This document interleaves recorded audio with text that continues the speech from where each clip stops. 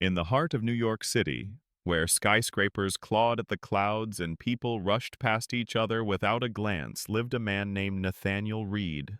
He was known in the corporate world as the Silent Shark, quiet in meetings, but lethal in acquisitions.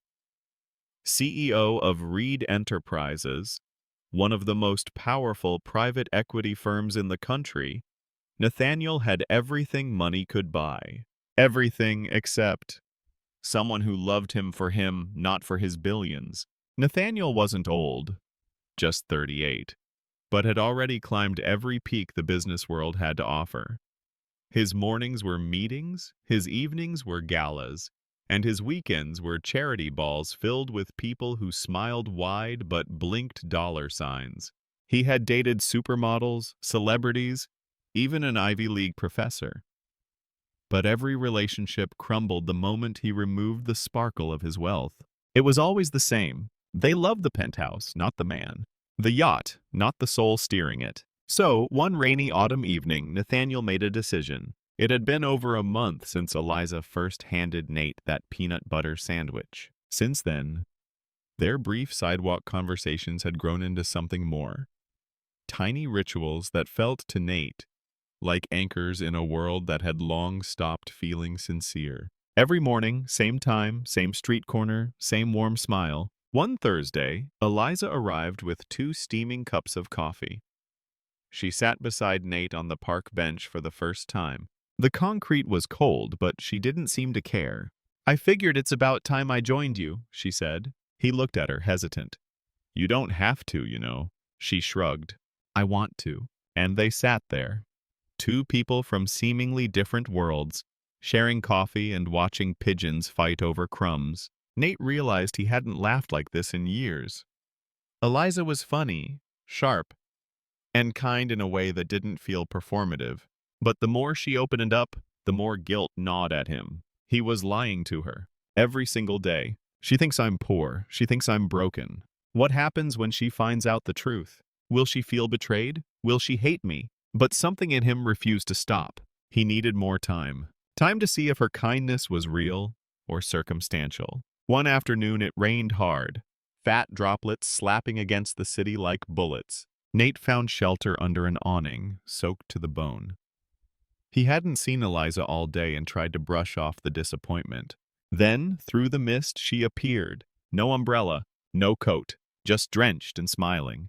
"Knew I'd find you here," she said breathlessly, handing him a plastic bag. "Warm soup. You need it more than I do."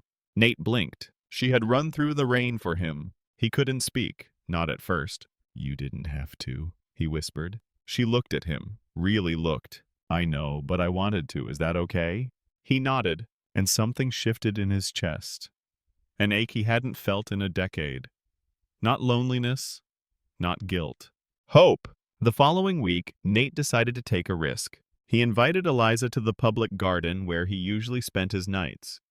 She came, without hesitation. They talked for hours, about life, regret, dreams. Eliza confessed she once dreamed of being a novelist. "But dreams don't pay rent," she said with a half laugh. Nate wanted to tell her, "I could fund your dream tomorrow." Nathaniel sat alone in his penthouse apartment, surrounded by glass walls, polished floors, and silence that echoed louder than any city noise. It had been 3 days since he last saw Eliza, 3 days since he disappeared from that bench. He hated himself for it. "You're a coward," he muttered aloud. "You wanted to know if someone could love you without the money, and when they did, you ran." He stared at the mirror, no longer the scruffy, soft-eyed Nate from the streets. Now back in his designer suit, freshly shaved, hair trimmed to perfection, but he felt more like a stranger than ever. The next morning, he did what he feared most. He called her. The number was saved from a note she once scribbled when she gave him a raincoat. "Just in case you ever need someone to talk to, Eliza." It rang. Once, twice. Then, "Hello?" Her voice. He nearly dropped the phone. "Eliza, it's me, Nate." Silence. Then slowly, "You disappeared." "I know," he said softly. I I have something to tell you. Something I should have told you from the beginning." He paused, took a breath. I lied to you. My name isn't just Nate. It's Nathaniel Reed. I'm not homeless. I'm a CEO. I created a story to see who treated me like a person, not a paycheck. More silence. He waited for the anger, the betrayal, the disgust. But instead she said, "Where are you?" They met in Central Park. Same bench. But this time, Nate arrived not as a beggar, but as the man he truly was. She was already there, holding a cup of coffee. For him, just like always, he sat down beside her, his voice trembled. "I didn't mean to hurt you. I've been surrounded by people who wear masks, people who smile because of my bank account. I didn't want that again." She looked at him, not angry, not cold, just deeply sad. "So instead you wore a mask too." He lowered his gaze. "I know, I messed up. I should have trusted you from the start." She didn't reply right away. Instead, she pulled something from her bag. The same granola bar she gave him the first week. "You still like these?" He smiled weakly. "Yeah." She handed it to him. "Then let's start over." His eyes widened. "What?" "Let's start over," she repeated. "But this time, no masks, no tests, just you and me." He stared at her, stunned. "You're not angry?" She looked at him, eyes shimmering. "I'm hurt, but I'm not angry. Because despite the lie, the man I saw wasn't fake. The conversations, the kindness, the way you listen, that was real." She paused.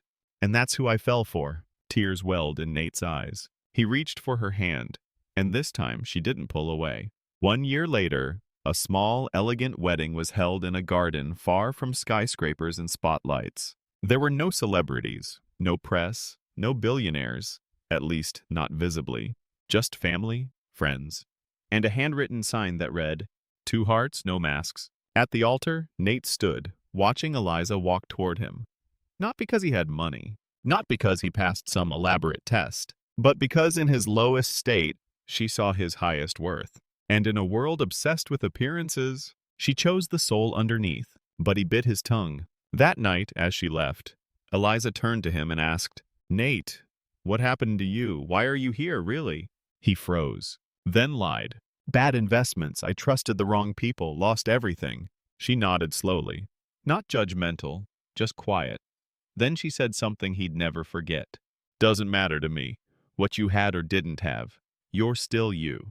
He watched her disappear into the night, and for the first time, he truly feared the truth, not because she would leave, but because she might stay. And he didn't know if he deserved her. One Saturday morning, as he sat on their usual bench, a stranger walked past and dropped $100 bill into Nate's lap. Before he could react, Eliza reached down, picked up the bill, and walked after the man. "Excuse me," she called. The man turned, startled. "He doesn't need your charity. He needs your respect." She handed it back, turned on her heel, and sat beside Nate like nothing happened. Nate was stunned. He wanted to cry. He wanted to scream the truth. "Eliza, I'm not who you think I am." She raised an eyebrow. "What do you mean?" He hesitated, then forced a smile. "Just thank you for standing up for me." She smiled, but her eyes lingered, like she knew there was more. That night, Nate couldn't sleep. He stared at the stars again, but they no longer offered comfort. He was falling in love, deeply, honestly, helplessly. But how could he tell her? "I'm not Nate. I'm Nathaniel Reed, billionaire CEO, and I lied to you." The thought of breaking her trust was unbearable. But so was the thought of building something real on a lie. The next morning, Nate didn't show up. Eliza waited. 8:15, 8:30, 9 on wall. No sign of him. She walked the block, checked the garden, the library steps. Nothing. Nate was gone. Because that night, he made a decision. It was time to end the lie. To tell her the truth, even if it meant losing her. He would disappear. Not from the world, but from his identity. A week later, Nate was born. A man with no job, no car, no roof. His tailored suits were replaced with second-hand jackets and scuffed sneakers.